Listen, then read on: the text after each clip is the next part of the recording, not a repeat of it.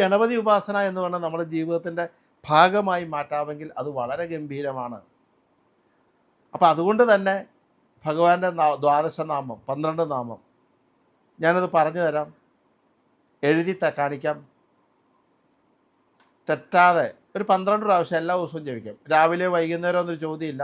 രാവിലെയാണ് അതിഗംഭീരമാണ്, വൈകുന്നേരം ജപിച്ചൊന്നൊരു ദോഷങ്ങളൊന്നുമില്ല.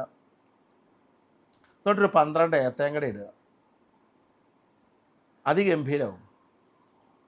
സംശയമൊന്നും വേണ്ട, കേമാണ്. ഒന്ന് എഴുതിയെടുത്തോളൂ. ഓം വക്രതുണ്ടായ നമ, ഓം ഏകദന്തായ നമ, ഓം കൃഷ്ണപിംഗാശായ നമ, ഓം ഗജവക്ത്രായ നമ, ഓം ലംബോദരായ നമ, ഓം വികടായ നമ, ഓം വിഘ്നരാജായ നമ, ഓം ധൂമ്രവർണായ നമ, ഓം ബാലചന്ദ്രായ നമ, ഓം വിനായകായ നമ, ഓം ഗണപതേ നമ, ഓം ഗജാനനായ നമ, ഓം ഗം ഗണപതേ നമ.